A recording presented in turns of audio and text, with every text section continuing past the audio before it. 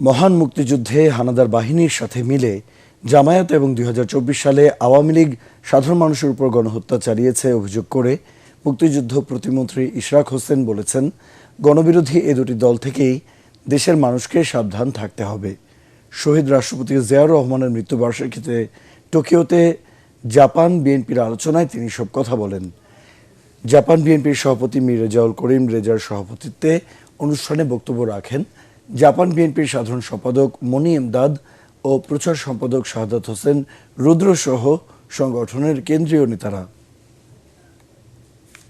শহীদ রাষ্ট্রপতি জিয়াউর রহমানের শাহাদাত বার্ষিকী উপলক্ষে এই আলোচনা সভায় উপস্থিত আজকের এই অনুষ্ঠানের সম্মানিত সভাপতি এবং সাধারণ সম্পাদক সহ জাপান বিএনপি সকল পর্যায়ের নেতৃবৃন্দ এবং উপস্থিত সম্মানিত উপস্থিতিবৃন্দ, সবাইকে আন্তরিকভাবে শুভেচ্ছা এবং অভিনন্দন জানাচ্ছি। সেই সাথে আজকের এই অনুষ্ঠান এবং দোয়া মাহফিল এবং আলোচনা সভা আয়োজন করার জন্য সবাইকে ধন্যবাদ জানিয়ে আমার বক্তব্য শুরু করছি।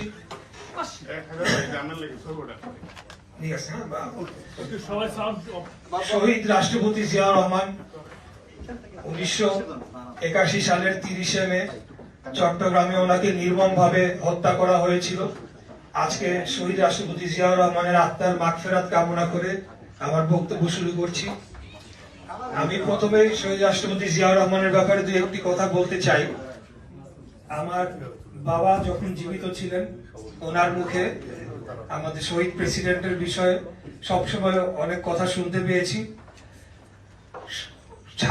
শহীদ রাষ্ট্রপতি জিয়াউর রহমান রাষ্ট্রনায়ক হয়ে উঠেছিলেন এবং সারা বাংলাদেশের জাতির কাছে, জাতির মণিকোঠায় উনি স্থান করে নিয়েছিলেন 1971 সালের 26শে মার্চ, যখন পাক হানাদার বাহিনী বাংলাদেশের জনগণের উপরে, বিশেষ করে ঢাকায় বর্বরভাবে তারা হামলা চালিয়ে সাধারণ মানুষকে হত্যা শুরু করেছিল। সেই সময় তৎকালীন রাজনৈতিক নেতৃবৃন্দ, যাদের দিকে সারা জাতি তাকিয়েছিল, তারা ভয়ে পালিয়ে গেল।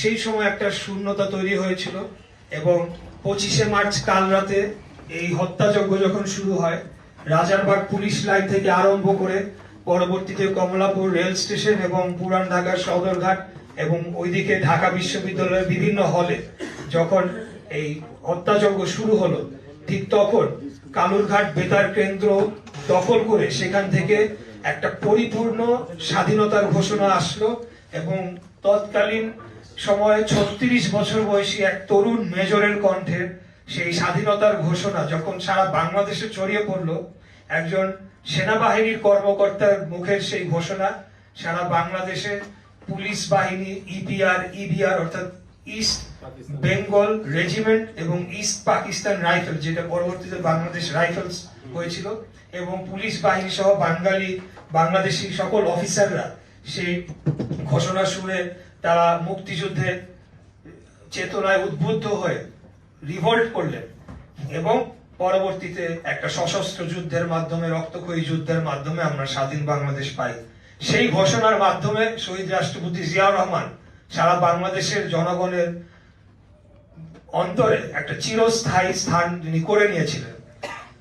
এই শহীদ প্রেসিডেন্ট জিয়াউর রহমানের বিষয়ে বলতে গেলে আসলে রাতের পর রাত চলে যাবে, কিন্তু তার পরবর্তীতে ওনার যে কর্মকাণ্ড এবং তিনি যখন পরবর্তীতে প্রেসিডেন্ট হয়ে বাংলাদেশের জন্য যে সকল কর্মকাণ্ড তিনি করে গিয়েছিলেন, সেগুলার ফলাফল আজ অবধি আমরা সেটার ফলাফল আমরা বাংলাদেশের জনগণ, বাংলাদেশ রাষ্ট্র, বাংলাদেশ জাতি হিসেবে পেয়ে চলেছে।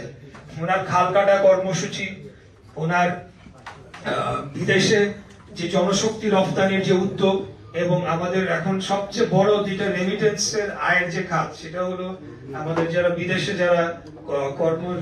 যারা আমরা যেটা বলি যে জনশক্তি, যেটা আমরা রপ্তানি করে থাকি, এবং গার্মেন্টস খাত, এই দুইটার উদ্যোগও কিন্তু ওনার হাতে নেওয়া হয়েছিল, উনি নিয়েছিলেন। তো যাই হোক, ওই বিষয়গুলো আমি আজকে আর বললাম না। আমার বাবা সবসময় একটা কথা বলতেন যে একজন আর্মি অফিসার যখন রিভোল্ট করে, তিনি কিন্তু নিশ্চিতভাবে তার মৃত্যুদণ্ডে তিনি সই করে সেই কাজটি তিনি করেছিলেন, কারণ সেই বিষয়টির উনি যে রিভোল্ট করেছিলেন সেই রিভোল্টের শাস্তি হিসেবে নির্ঘাত মৃত্যুদণ্ড সেটি জেনেও তিনি রিভোল্ট করেছিলেন। তিনি তো জানতেন না পরবর্তীতে বাংলাদেশ হবে কি হবে না, উনি রাষ্ট্রপতি হবেন কি হবেন না, এই বিষয়টা জানতেন না। দেশের জন্য দেশের মানুষকে যখন নির্মমভাবে হত্যা শুরু হলো, যখন রাজনৈতিক বড় বড় নেতৃবৃন্দ দেশ ছেড়ে পালিয়ে গেল, সেই সময় তিনি সেই সাহসী উদ্যোগ নিয়েছিলেন। কি পরিমাণ সাহস ওনার ছিল! এবং তিনি যে ঘটনাটি ঘটিয়েছিলেন সেটা কিন্তু একটা হঠাৎ করে ঘটে যাওয়া কোনো ঘটনা নয়। কয়েকদিন যাবৎ তিনি পরিকল্পনা করে এবং সেই সময় আমাদের মরহুমা বেগম খালেদা জিয়া এবং আমাদের মরহুম আরাফাত রহমান কোকো এবং আজকের প্রধানমন্ত্রী দেশনায়ক জনাব তারেক রহমান তাদেরকে ঝুঁকির মুখে রেখে ক্যান্টনমেন্টে তিনি এই কাজটি করেছিলেন। তার ঊর্ধ্বতন সেনা কর্মকর্তাকে তিনি পরাস্ত করে সেই কালুরঘাট বেতার কেন্দ্র দখল করে নিয়েছিলেন এবং সেই স্বাধীনতার ঘোষণাটি তিনি দিয়েছিলেন। তো আজকে আমরা শহীদ রাষ্ট্রপতি জিয়াউর রহমানের আত্মার মাগফিরাত কামনা করি। মহান আল্লাহ তাআলা যেন ওনাকে জান্নাতের সর্বোচ্চ স্থানে আসীন করেন, সেই দোয়া আমরা করি।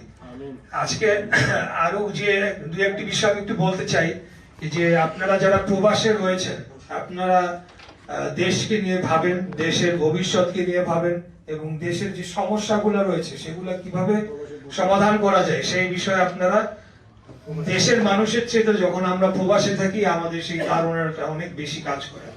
তো আমি আপনাদেরকে অনুরোধ জানাবো যে আপনারা রাজনৈতিক যে আদর্শ নীতি সেগুলাকে বুকে ধারণ করে আমরা এখন যে বর্তমানে যে অবস্থায় আমরা রয়েছি, কিছুদিন আগে আমাদের নির্বাচন হলো, তার আগে একটা দীর্ঘ 17 বছরের আন্দোলন সংগ্রাম লড়াইয়ের মাধ্যমে আমরা ফ্যাসিবাদকে পরাস্ত করে, ফ্যাসিবাদকে উৎখাত করে বাংলাদেশে আবারও গণতন্ত্রের পথে আমরা গণতন্ত্রের অগ্রযাত্রায় আমরা সামিল হয়েছি। এখন আমাদের বর্তমানে আমরা যে অবস্থায় আছি, 17 বছরের যে জঞ্জাল, সেই জঞ্জাল নিয়ে আমাদেরকে কাজ করতে হচ্ছে এবং সেই জঞ্জাল পরিষ্কার করতেও আমাদেরকে কিছুটা সময় লাগবে, এটাই স্বাভাবিক। তো আমরা যারা বিএনপির নেতা কর্মীরা রয়েছি, আমরা তো শহীদ জিয়ার আদর্শকে ধারণ করি, বাংলাদেশ জাতীয়তাবাদকে ধারণ করে আগামী দিনে আমরা রাজনীতি করে দেশকে গড়ে তুলতে চাই। আমরা আপনাদের মাধ্যমে যে ইনপুটটা আপনারা দিতে পারেন সেটা হলো যে বাংলাদেশে যে বিভিন্ন সমস্যাগুলো রয়েছে সেই সমস্যাগুলো আমরা কিভাবে সমাধান করতে পারি। আপনারা যেহেতু একটা পৃথিবীর অন্যতম উন্নত একটা দেশে আপনারা পড়াশোনা করেছেন, এখানে বসবাস করছেন, সেই সমস্যাগুলো সমাধানের জন্য আমরা কি কি উদ্যোগ নেওয়া যায় এবং টেকনোলজি ট্রান্সফারের মাধ্যমে আমরা সেই সমস্যাগুলো কিভাবে নিরসন করতে পারি সেটার জন্য আপনারা চিন্তা ভাবনা করবেন। ইনশাআল্লাহ আমি যেহেতু আমার জীবনে প্রথমবার জাপানে এসেছি এবং জাপান বিএনপির সম্মানিত সভাপতি, সেক্রেটারি সহ অন্যান্য নেতৃবৃন্দ অনেকেই সাথে আমার পূর্ব পরিচয় রয়েছে, আমি আপনাদের সাথে কানেক্টেড থাকবো এবং আপনাদের চিন্তা ভাবনা এবং সমস্যা সমাধানের যদি যে সলিউশন গুলো আপনারা চিন্তা করবেন সেগুলা ইমপ্লিমেন্টেশনের জন্য ইনশাআল্লাহ আমি কাজ করে যাব আগামী দিনে আপনাদেরকে, যাতে আপনারা একটা গঠনমূলক ভূমিকা, রাষ্ট্র গঠনে আপনারা সক্রিয় ভূমিকা রাখতে পারেন। কারণ বিগত 17 বছরের ফ্যাসিবাদ বিরোধী আন্দোলনে আপনাদের ভূমিকা অত্যন্ত বলিষ্ঠ ভূমিকা আপনারা রেখেছেন এবং আপনাদের রাষ্ট্র গঠনের জন্য একটা প্ল্যাটফর্ম তৈরি করে দেওয়ার জন্য আমি অন্তত মনে করি অবশ্যই একটা আমাদের সুযোগ করে দেওয়া উচিত এবং সেই কাজটি আমি করে দেব। সর্বোপরি বলতে চাই যে আমাদের আপনারা জানেন যে বর্তমানে আমি যেহেতু মুক্তিযুদ্ধ বিষয়ক মন্ত্রণালয়ের দায়িত্বে রয়েছি, মুক্তিযুদ্ধকে আমি ধারণ করি, আমার বাবা একজন গেরিলা মুক্তিযোদ্ধা ছিলেন। তো আপনারা দেখেছেন যে বিগত 17 বছরে বাংলাদেশের স্বার্থকে জলাঞ্জলি দিয়ে বাংলাদেশকে কার্যত আমাদের পার্শ্ববর্তী রাষ্ট্র ভারতের একটা দাস রাষ্ট্রে বানিয়ে ফেলেছিল, একটা ভ্যাসেল স্টেট বানিয়ে ফেলা হয়েছিল।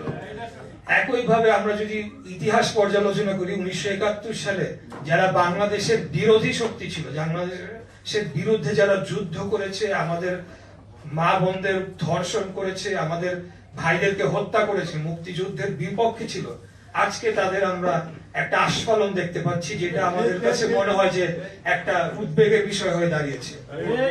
তো আমি মনে করি যে এই দুইটা দল, একটা ভারতমুখী আর একটা পাকিস্তানের দালাল ছিল।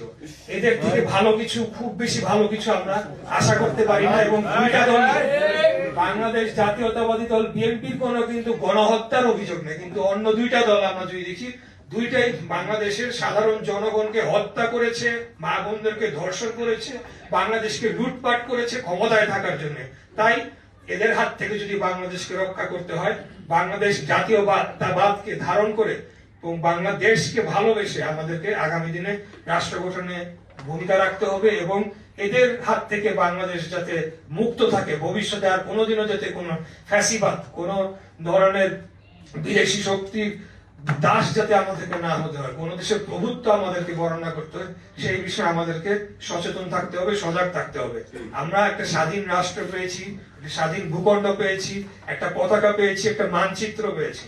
এটাকে আমরা ধরে রাখবো এবং বাংলাদেশ যাতে দক্ষিণ পূর্ব এশিয়ার অন্যতম উন্নত রাষ্ট্র হিসেবে আমরা গড়ে তুলতে পারি, সেটার জন্য আমাদেরকে কাজ করে যেতে হবে। আমাদের ভৌগোলিক অবস্থানের কারণে আমরা অত্যন্ত একটা ভালনারেবল জায়গায় রয়েছি।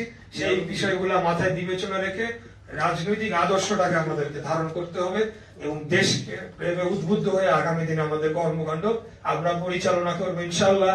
আজকে আমরা দীর্ঘ আন্দোলন সংগ্রাম লড়াইয়ের পরে আমাদের নেতা দেশনায়ক তারেক রহমান, যার নির্দেশে, যার নেতৃত্বে আমরা আন্দোলন সংগ্রাম লড়াই করেছি এবং একটা ঘটনা উল্লেখ করা হয়েছে, আমি একটু ওই বিষয় বলতে চাই যেহেতু এটা রেলেভেন্ট। 2021 সালের ফেব্রুয়ারি মাসের কোন একটা সময় প্রেস ক্লাবে একটি ঘটনা ঘটেছিল, সেখানে এক কর্মীকে উদ্ধার করে নিয়ে এসেছিলাম। সেই প্রোগ্রামটা ছিল শহীদ প্রেসিডেন্ট জিয়াউর রহমানের খেতাবকে বাতিল করার একটা আলাপ আলোচনা করা হয়েছিল। মানে এরকম ন্যাক্কারজনক, নির্লজ্জ, বেহায়া এবং আওয়ামী লীগ ছিল যে যেই খেতাব উনি অর্জন করেছেন, সেই খেতাব তারা মুক্তিযুদ্ধের তাকে পর্যন্ত বিভিন্ন ধরনের আপনার পাকিস্তানের দালাল, পাকিস্তান এই ধরনের কথা তারা বলেছিল। যাই হোক, সেই তার প্রতিবাদে আমরা সেই প্রোগ্রামটি করছিলাম। সেদিন আমরা সবাই অত্যন্ত, যেহেতু আমাদের প্রতিষ্ঠাতা সভাপতি, যার জনপ্রিয়তার উপর ভিত্তি করে বাংলাদেশ জাতীয়তাবাদী দল আজকের এই অবস্থানে এসেছে, সে তার খেতাব কেড়ে নেওয়ার মতো দুঃসাহস বা আস্পর্ধা তখন তার তৎকালীন সরকার এই কথাটি বলেছিল। এই জন্য আমরা অত্যন্ত এনার্জাইজ ছিলাম, যার কারণে আমাদের উপর যখন হামলা করা হয় আমরা আমাদের অবস্থান ছেড়ে যাই না এবং আমাদের সহযোদ্ধাকে যখন আঘাত করে রক্তাক্ত করে নিয়ে যাওয়া হচ্ছিল, আমি তাকে সেখান থেকে ছিনিয়ে নিয়ে আসি। তো সেই, যেহেতু আপনারা বলেছেন, ওই ঘটনাটি উল্লেখ করেছেন, সেই জন্য বললাম যে শহীদ রাষ্ট্রপতি জিয়াউর রহমানের যে সেই সাহসিকতা, সেই সাহসিকতা কে মাথায় নিয়ে কিন্তু আমরা বারবার আন্দোলন সংগ্রাম লড়াইয়ে ঝাঁপিয়ে পড়েছি এবং 24 সালের যে রক্তাক্ত গণ অভ্যুত্থান হয়েছে, সেখানে মুক্তিযোদ্ধার সন্তানদের অন্যতম ভূমিকা ছিল।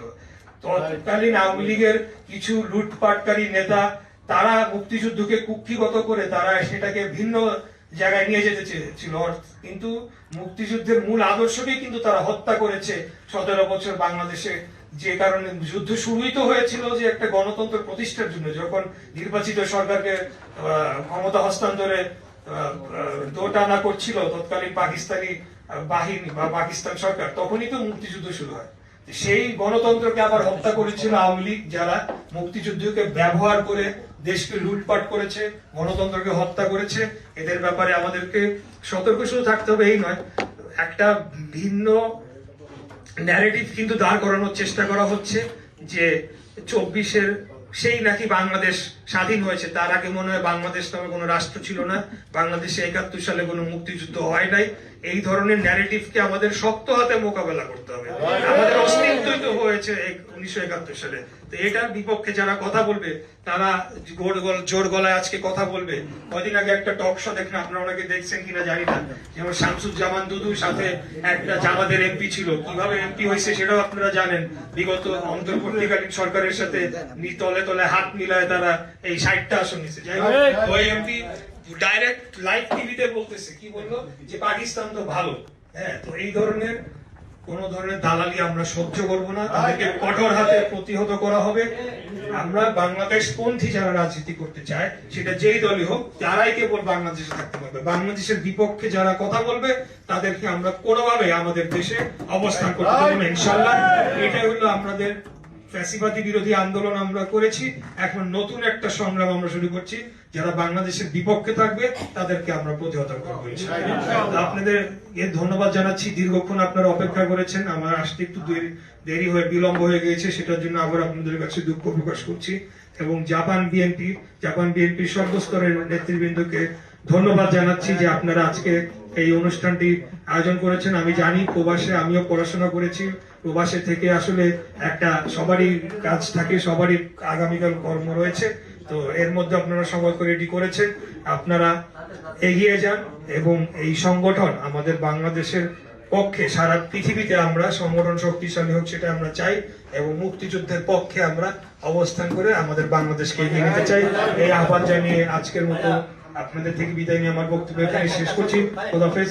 বাংলাদেশ জিন্দাবাদ, বাংলাদেশ জাতীয়তাবাদী দল জিন্দাবাদ, শহীদ রাষ্ট্রপতি জিয়াউর রহমান অমর হোক।